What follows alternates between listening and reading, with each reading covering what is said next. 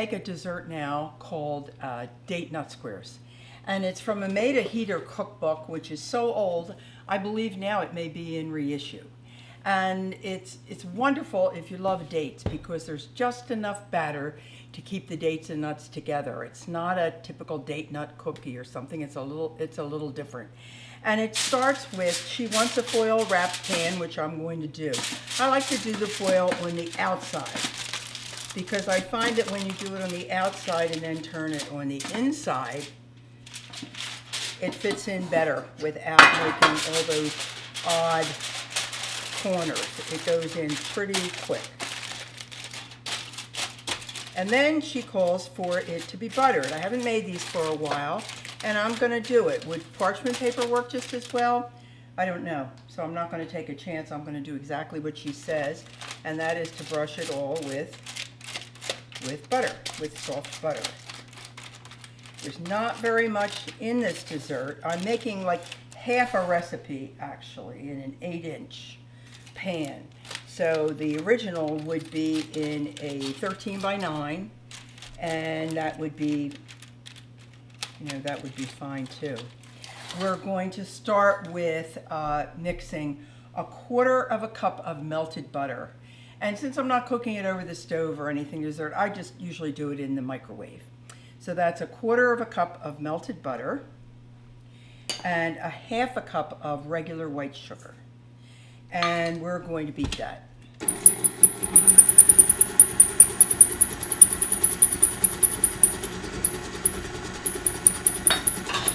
we just want it to come together in a nice mixture. It's all the same. Then we're going to add an egg. You know my rule on eggs. I break it separately because sometimes I get shell in there.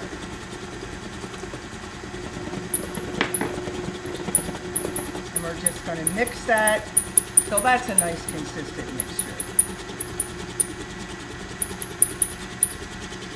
Now separately, I have taken 1/2 cup of flour, 1/8 teaspoon of baking powder, and that's the way that comes in that kind of a tin. It's called double acting baking powder, and a dash of salt or a pinch of salt. And that means just putting 2 fingers together and bringing enough to put that in there.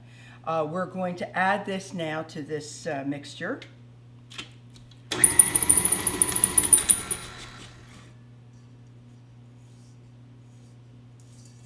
And we're going to just mix it enough till it comes together. And again, when you add flour in, for me, it always works to do a very slow on and off at the beginning because it's very powdery and it wants to fly up. But if you do the on and off, it will not. And then I just do it at a very low speed. And remember, we don't overmix once we put flour in. We do as little as possible to make sure it's mixed. Now, this is the whole batter. And now I'm going to put 1 cup of chopped dates and 1 cup of chopped walnuts. Now, I buy the dates, I buy the whole medjool dates because I like them better than the baking dates that come in the package. And then you just cut it with scissors, take out the pit. I put those halves together, cut them maybe total of 8 or 12 pieces per date. And they're so good. They're also so chewy. So I mix them with the walnuts. They really want to stick together because you should try dates. They're really good. And this mixture just really is enough to hold these dates together, to hold the mixture together. So we're just going to mix that for a minute.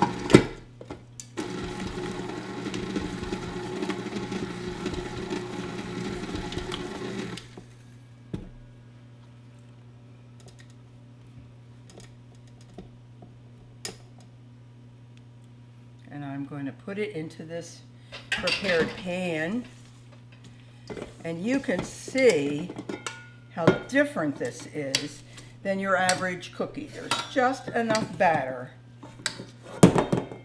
to hold the nuts and the dates together. It is basically nuts and dates. And it is very good. Now I'm going to have to put it in and sort of spread it around because it is going to be very thick.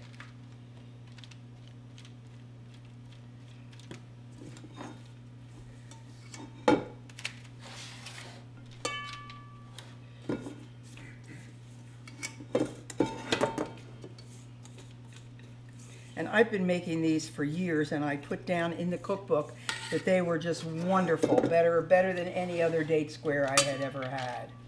But there's also another very interesting one, and a lot of my Canadian friends might know, matrimonial squares.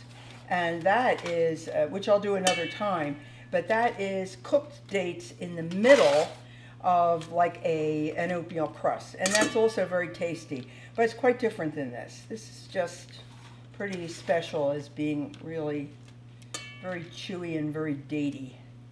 Now I'm going to have to spread around. I want to make sure there's enough batter there to spread. And those dates really want to stick together because they are so yummy and chewy. I find the ones that you buy in the package for baking, to me, seem very dry.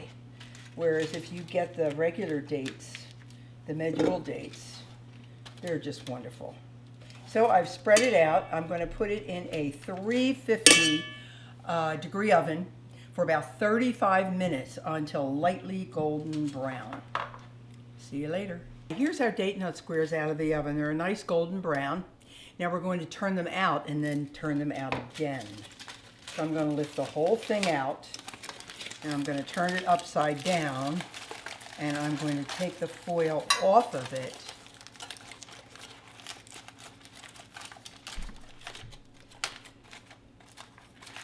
I let it sit about 10 minutes before I did this. Now I'm going to actually peel. Remember, those dates are very sticky, so there is going to be some stickiness to this. And I'm just going to peel that buttered foil off.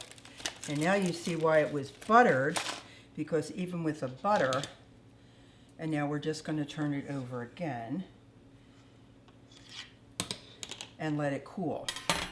When it is totally cool, you want to put it on a cutting board. And again, remember the dates are sticky, so you're going to use a very sharp knife, probably a chef's knife. And we're going to cut it into little squares, and we're going to dust the whole thing with confectioner's sugar.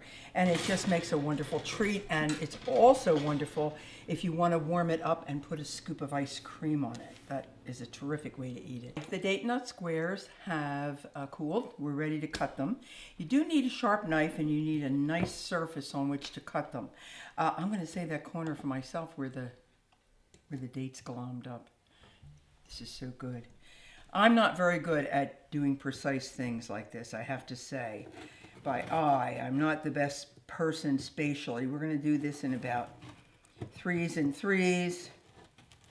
But you do need a sharp knife. You can see that.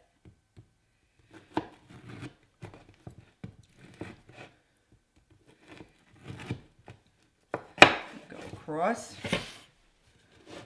and cut them maybe in 4.